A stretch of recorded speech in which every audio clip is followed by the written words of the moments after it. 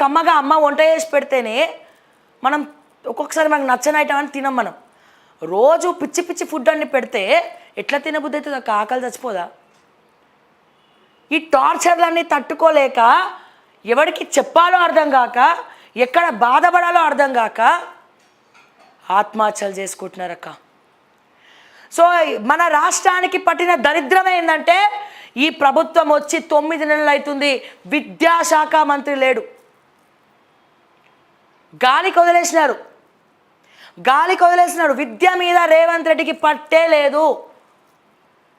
నువ్వు విద్యార్థుల ప్రోగ్రాంకి పోయి రాజకీయం మాట్లాడతావు, ఇంకేదో మాట్లాడతావు. అవన్నీ వాళ్ళకెందుకు రాజకీయాలు? పిల్లలకి యూజ్ అయ్యేవి చెప్పు, నమ్మకం కలిపి ధైర్యం ఇవ్వు. నేను ఒకటే రిక్వెస్ట్ చేస్తున్నా,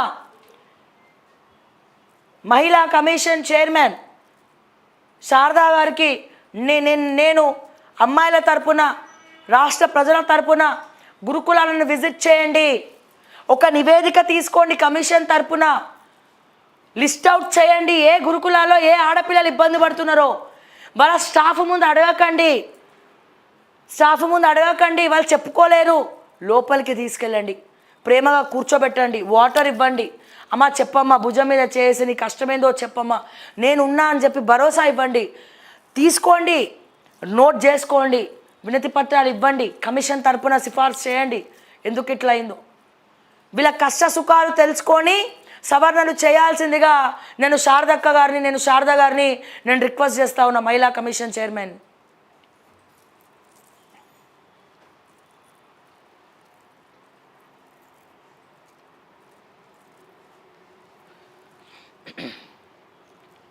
తిరుమల లడ్డూపై మీ వైఖరి ఏమిటి? రాష్ట్ర సిట్నే కొనసాగించాలా? కేంద్ర దర్యాప్తు అవసరమా? 3 నాటికి స్పష్టత ఇవ్వండి. కేంద్రానికి సుప్రీంకోర్టు ఆదేశం. దేవుణ్ణి అయిన రాజకీయాలకు దూరంగా ఉంచాలి. నెయ్యి కల్తీ అయినట్టుగా ఆధారాలు ఉంటే చూపాలి. విచారణ పూర్తి కాకుండానే ముఖ్యమంత్రి మీడియా ముందు మాట్లాడడం ఏంటి? ధర్మాసనం వ్యాఖ్య. ఇక్కడ చంద్రబాబు నాయుడు గారికి ముట్టికాయలు వేసారు. ఆయన ఆవేశంలో వచ్చి చెప్పినారు, కానీ ముఖ్యమంత్రి ఆ విషయం చెప్తే ఎంతమంది ప్రభావితమైనరు, ఎంతమంది చర్చ చేసుకుంటున్నారు. అండ్ ప్రపంచవ్యాప్తంగా తిరుపతి లడ్డు సమస్య ఆంధ్రప్రదేశ్కే చెందిన సమస్య కాదు. ప్రతి రాష్ట్రము ఎన్ఆర్ఐస్ ముఖ్యంగా ప్రపంచ దేశాల నుంచి కూడా వచ్చి స్వామివారిని దర్శనం చేసుకొని వెళ్తారు.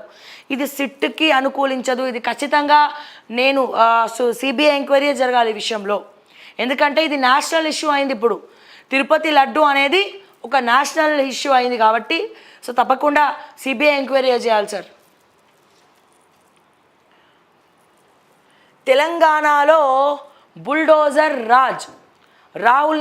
రాహుల్జీ స్పందించండి, చట్టాలను గౌరవించమని చెప్పండి. రేవంత్ది నిరంకుశ పాలన, కాంగ్రెస్ అగ్రనేతకు హరీష్ లేఖ. ఆనంద కన్వెన్షన్పై ఆరోపణలు, ఎంపీ అనిల్ కుమార్కు నోటీసులు. ఢిల్లీకి 25,000 కోట్లు పంపేందుకు పేదలు బలి, కేటీఆర్ ధ్వజం. ఈ విషయం కూడా మేమే బయట పెట్టినాం. రాబర్ట్ వాద్రా గురించి ఎక్స్క్లూజివ్ కంటెంట్ చేసినాం. అసలు ఈ 1,50,000 కోట్ల స్కామ్ ఏంది, దీంట్లో ఢిల్లీ పెద్దలకు ఎంత కమిషన్ పోతుంది, రాబర్ట్ వాద్రా పాత్ర ఎంత ఉంది దీంట్లో, సో ఏం జరగబోతోంది తెలంగాణలో, సో పైలట్ ప్రాజెక్ట్గా ఎందుకు తీసుకొచ్చినారు, ఆల్ ఆఫ్ సడన్గా ఎందుకు మార్కింగ్ చేస్తున్నారు, ఈ హైడ్రా ఎందుకు పుట్టుకొచ్చింది, ఇదంతా కూడా మొన్న మేము చేసాం. కావాలంటే చూడండి, ఛానల్లోనే ఉంటుంది, లింక్ కూడా లైవ్లో పెడతాం మేము, లైవ్లో పెట్టాను లింక్ అది. సో ఎవరి రాబర్ట్ వాద్రా, ఆయనకి తెలంగాణకి మొన్న హైదరాబాద్ ఎందుకు వచ్చిపోయాడు, ఇవన్నీ కూడా మేము ఎక్స్క్లూజివ్గా తెరపైకి తీసుకొచ్చినటువంటి సమాచారం.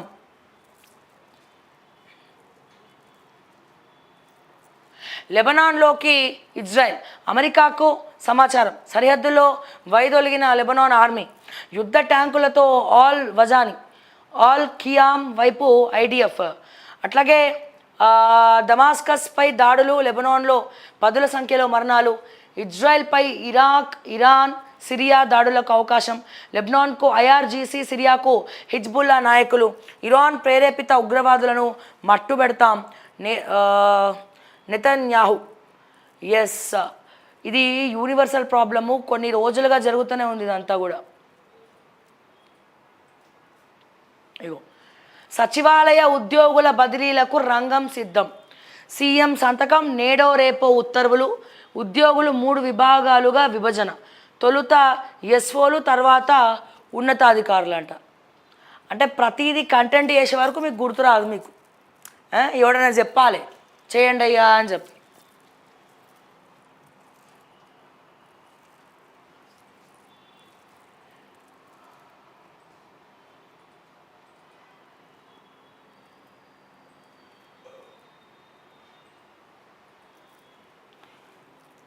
ఈయన గారు ఎవరో, మేము కూడా పేదవాళ్ళమే, నిన్ను కూడా పేదవాళ్ళమే, మాకు కూడా హైదరాబాదులో. సార్ ఆంజనేయులు గారు, మీరు కూడా పేదవాళ్ళే అన్నారు కాబట్టి నేను చెప్తున్నా. పేదవాళ్ళకి ప్రభుత్వం అసైన్డ్ ల్యాండ్ ఇస్తుంది, వెళ్ళి అక్కడ కట్టుకోండి. హైకోర్టు చెప్పేది ఏంది, ఆల్రెడీ కట్టిన వాళ్ళవి కుళ్ళగొట్టద్దు. మీరు క్రిస్టల్ క్లియర్గా వినండి, ఆల్రెడీ కట్టిన వాళ్ళవి కుళ్ళగొట్టద్దు. 20-30 సంవత్సరాల నుంచి ఉన్నవాళ్ళు. సో బహుశా మీరు కోటీశ్వర్లు అయి ఉంటారు. ఆల్రెడీ 20-25 ఇయర్స్ నుంచి వాళ్ళు అక్కడే ఉన్నారు. వాళ్ళ ఇల్లులు ఈఎంఐలో ఉన్నాయి. ఓకే, ఈఎంఐలో ఉన్నాయి. వాళ్ళు రిటైర్మెంట్ డబ్బులని తీసుకొచ్చి ఆడ పెట్టినారు. నువ్వు పర్మిషన్ ఇచ్చినటువంటి రెవెన్యూ అధికారులను పోయి ప్రశ్నించు, సబ్ రిజిస్టర్లను ప్రశ్నించు, రెరాని ప్రశ్నించు, హెచ్ఎండిఏని ప్రశ్నించు, ట్యాక్స్ కట్టించుకుంటున్నటువంటి జిహెచ్ఎంసీ మున్సిపల్ ఆఫీసులని ప్రశ్నించు, కరెంటు డిపార్ట్మెంట్ని ప్రశ్నించు, వాటర్ బోర్డు కనెక్షన్ ఇచ్చిన వాళ్ళని ప్రశ్నించు. ఆల్రెడీ కట్టిన వాళ్ళు ఎంతమంది దాన్ని కూలగొట్టుకుంటూ పోతారు. ఈ పైలట్ ప్రాజెక్టు దామగుండంలో మొదలైన మూసి ఇక్కడ నల్గొండ సూర్యాపేట వరకు ఉంది ప్రాజెక్ట్. ఇది ఎన్ని లక్షల ఇల్లులు ఉంటాయండి ఆలోచించిరా. ఒక్కొక్క కుటుంబంలో 4 వేసుకోండి, రేషియో ఎంతమంది ఉంటారండి, ఎంతమంది రోడ్డు మీద పడాల్సి వస్తుంది. నేను అదే చెప్తున్నా. స్వయాన కాంగ్రెస్ ప్రధానమంత్రి అయినటువంటి మన్మోహన్ సింగ్ గారు సవరణలు చేసినారు. పబ్లిక్ ప్రాపర్టీ టచ్ చేయాలనుకుంటే ప్రభుత్వము 3 డబ్బు, అంటే గవర్నమెంట్ వాల్యూకి 3 కట్టి ఇవ్వాలని చెప్పి స్వయాన పార్లమెంట్లోనే ఒక జీవో ఉంది, తీసుకొచ్చినారు మన్మోహన్ సింగ్ ప్రధానమంత్రి ఉన్నప్పుడు. కట్టడం చాలా కష్టం అండి, పడగొట్టడం ఎంతసేపు సార్, నిమిషం. కానీ తర్వాత వాళ్ళ బతుకులు, వాళ్ళ జీవితాలు, వందల ప్రాపర్టీలు ఉంటే ఒక ఇల్లు ఒక సమస్య కాదు. కానీ ఒక మిడిల్ క్లాస్ బతుకులకు, సామాన్యులకు అదే కోట్లలాగా ఫీల్ అవుతారు సార్. ఒక ఇల్లు కొంటే అదే కోట్లు ఉన్నట్టు ఫీల్ అవుతారు. ఇంతకన్నా ఏం కావాలి, అబ్బా ఒక ఇల్లు కొనేసిన మొత్తానికి. అది అనుభవించే వాళ్ళకి తెలుస్తుంది సార్, అది అందరికీ తెలియదు. మీ ఇంటి మీద కూడా బుల్డోజర్ వచ్చినప్పుడు అప్పుడు ఆ బాధ ఏందనేది అర్థమవుతుంది.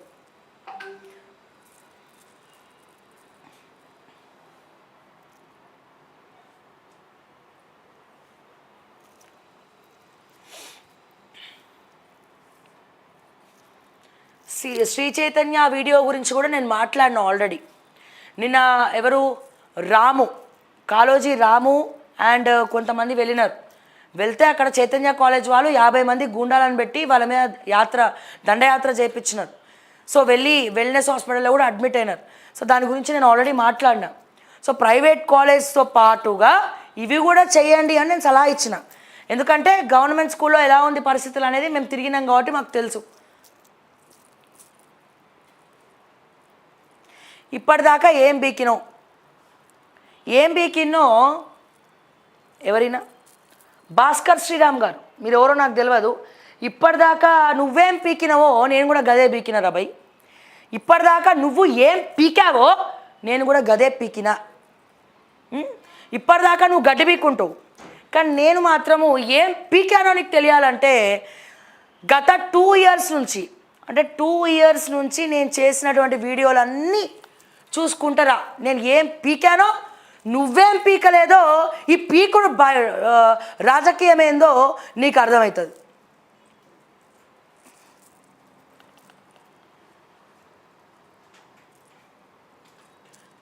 నెక్స్ట్ ఈనాడు విషయానికి వస్తే, కొలవుల దసరా కూల్చివేతల్లో అడుగడుగున నిబంధనలను ఉల్లంఘనలు, అమెరికాకు పోదాం పదా, వీసా దరఖాస్తుదారుల కోసం 2.5 లక్షల అదనపు స్లాట్ల విడుదల, మిథున్ దాదా లెజెండరీ నటుడికి ప్రతిష్టాత్మక దాదా సాహెబ్ ఫాల్కే పురస్కారం, సూపర్. అండ్ ఓట్లేసిన రైతులను మోసం చేసిన కాంగ్రెస్. అండ్ అదే రకంగా మూసీ ప్రాజెక్ట్ పెద్ద కుంభకోణం 2400 కిలోమీటర్ల గంగా ప్రక్షాళన ఖర్చే 40,000 కోట్లు 55 కిలోమీటర్లు మూసీ సుందరీకరణ ఇదంతా మనం చూసినాం. ఓకే, నెక్స్ట్ సిట్ను కొనసాగించాలా, స్వతంత్ర సంస్థకు వేయాలా, కబ్జాల కట్టడికి కావాలో ఒక చట్టం, ఆక్రమణదారులకు శిక్షించేలా ఉండాలంటున్న నిపుణులు, 2016లో రద్దయిన ల్యాండ్ గ్రాబింగ్ యాక్ట్, ప్రత్యేక కోర్టు కూడా కొత్త రెవెన్యూ చట్టం తయారీ నేపథ్యంలో చర్చ. ఎస్, దోపిడీ కొండంతా దొరికేది గోరంత. సో అన్నిట్లో ఇవే వార్తలు ఉన్నాయి. సో దిశ చూద్దాము. దిశ విషయానికి వస్తే మత్తులో మహానగరం, యువతపై డ్రగ్స్ పంజా, హాట్స్పాట్గా పబ్బులు, స్టార్ హోటళ్ళు, ఐటీ సంస్థలు, కార్పొరేట్ విద్యా సంస్థలు, టార్గెట్గా మత్తు మందు అమ్మకాలు, సినీ ఇండస్ట్రీపై ముందు నుంచి అపవాదు, కొత్తగా పెరుగుతున్న స్నేక్ వెనమ్ డ్రగ్స్. సో ఏ గవర్నమెంట్ వచ్చినా సినిమా వాళ్ళకి డప్పే కొడుతుంది తప్ప వాళ్ళ తప్పుల్ని ఎత్తి చూపించదు. అసలు ఈ డ్రగ్స్ రావడానికి కారణమే వాళ్ళు. అందులో ఉన్నటువంటి మొత్తం ఇండస్ట్రీని అనట్లేదు, కొంతమంది ఇన్వాల్వ్ అవ్వబట్టి ఇది హైదరాబాద్కి వస్తూ ఉన్నాయి. బట్ ప్రతిసారి ఏదో ఇన్స్పెక్షన్ చేసినట్టు చేస్తారు అట్లా. డిస్కో డాన్సర్కు దాదా సాహెబ్ ఫాల్కే అవార్డు, మిథున్ చక్రవర్తికి అత్యున్నత పురస్కారం, కేంద్ర మంత్రి అశ్విని వైష్ణవ్ వెల్లడి. సూపర్. ఈయన పవన్ కళ్యాణ్తో కూడా రీసెంట్గా యాక్ట్ చేశారు కదా, మన ఏం సినిమాది, ఏదో సినిమా ఉంది. ఎస్, చాలా మంచి నటులు. And he's a disco dancer అనే ఒక సాంగ్ కూడా ఉంది. So very good sir, congratulations. కొత్త టీచర్లకు 9 నియామక పత్రాలు ఎల్బీ స్టేడియం వేదికగా అందిస్తాం. టీచర్ ప్రొఫెషన్ ఉద్యోగం కాదు, భావోద్వేగం. 1:3 నిష్పత్తిలో సర్టిఫికెట్ వెరిఫికేషన్ ప్రాసెస్ అట. విద్యపై పెట్టేది ఖర్చు కాదు, భవిష్యత్ అవసరాలకు పెట్టుబడి. ఏం ఖర్చు పెట్టేది మీరు ఇప్పటిదాకా? దసరా నాటికి క్యాబినెట్ విస్తరణ. వామో, విస్తరణ కాదు కదా, విస్తరాకు కూడా ఉండదు. దసరా నాటికి క్యాబినెట్ విస్తరణ. మొన్నేమో ఉగాది అన్నారు, ఉగాది పోయి ఇంకేదో వచ్చింది, ఆగస్ట్ అన్నారు, ఆగస్ట్ పోయి ఇప్పుడు మళ్ళీ దసరా వచ్చింది, దసరా అయిపోయినాక దీపావళి అంటారు, తర్వాత మళ్ళీ న్యూ ఇయర్ అంటారు, లేదా సంక్రాంతి అంటారు. ఆ టైంకి మా ముఖ్యమంత్రి మారిపోయేటట్టు ఉన్నాడు పాపం రేవంత్ రెడ్డి గారు. ఇగో, మంత్రివర్గంలో 6గురికి చోటు, 2కి ఏఐసిసి నుంచి సిఫార్సు, మిగిలిన వాటిపై ఉత్కంఠ.